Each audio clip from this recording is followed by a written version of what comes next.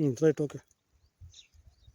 ప్రియమైన మిత్రులారా, ప్రజలారా, నా పేరు దుర్గం నూతన్ కుమార్, వ్యవసాయ కార్మిక సంఘం జిల్లా ప్రధాన కార్యదర్శి. మాతో పాటు జిల్లా అధ్యక్షులు డాకూర్ తిరుపతి, జిల్లా సహాయ కార్యదర్శి ముత్తన్న, అట్లాగే అంబేద్కర్ సంఘం నాయకులు ఇక్కడ ఈ భూమిని సందర్శించడానికి వచ్చాం.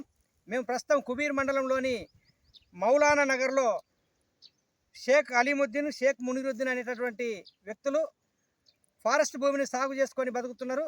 వాళ్ళ తాతల తండ్రుల నుంచి భూమి పక్కన ఉన్నటువంటి భూమి, ఈ భూమిని సాగు చేసుకొని ఇక్కడ గోధుమలు పండించారు, సోయాబీన్ పండించారు. ప్రస్తుతం గోధుమ పంట కోయడం జరిగింది. ఇక్కడ ఉన్నటువంటి ఫారెస్ట్ అధికారి, సెక్షన్ ఆఫీసర్ అయినటువంటి కోటేష్ గారు ఈ భూమిని సాగు చేయవద్దని చెప్పి ఈ మధ్య కాలంలో రైతును ఇబ్బంది పెట్టి ఇందులో జేసీబీ పెట్టి గుంతలు తవ్వించడం జరిగింది. హరితహారం మొక్కలు నాటుతామని చెప్పి రైతును హెచ్చరించడం జరిగింది. ఎక్కడ సమస్య ఎందుకు వచ్చింది, 30-40 సంవత్సరాలుగా సాగులో ఉన్నటువంటి భూములు అని అనుకున్నప్పుడు ప్రతి సంవత్సరము ఈ రైతుల దగ్గర ఇక్కడ ఉన్నటువంటి కోటేశ్వరటువంటి FSO గారు ఒక కుటుంబం నుంచి 5 నుంచి 10, 20, 25 వేల వరకు వసూలు చేస్తున్నారు.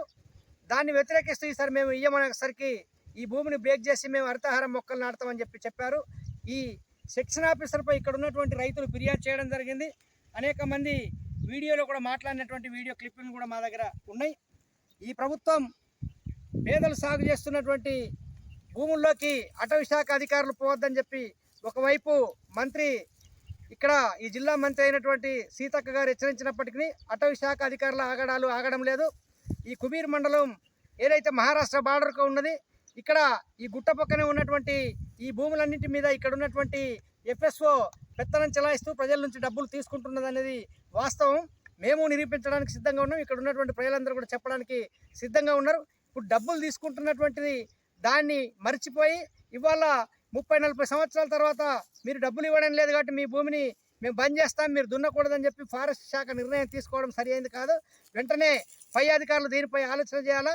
ఇక్కడ ఉన్నటువంటి ప్రజలందరూ కూడా ఇక్కడ ఉన్నటువంటి రైతాంగానికి, పోడు భూములు సాగు చేస్తున్న ప్రతి ఒక్కరికి మద్దతు తెలపాల్సినటువంటి అవసరం ఉంది.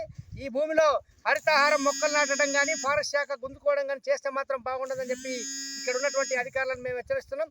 ప్రభుత్వం ఒక అడుగు దిగొచ్చి ప్రజలకు భూములు ఇస్తామనంటే సాగు భూములు జోలికి పోవద్దని చెప్తుంటే ఇక్కడ ఉన్నటువంటి ఫారెస్ట్ అధికారులు ప్రజల జీవితాలతో చెలగాటమాడడాన్ని తెలంగాణ వ్యవసాయ కార్మిక సంఘంగా తీవ్రంగా వ్యతిరేకిస్తూ వెంటనే ఇట్లాంటి పనులను ఫారెస్ట్ శాఖ మానుకోవాలని చెప్పి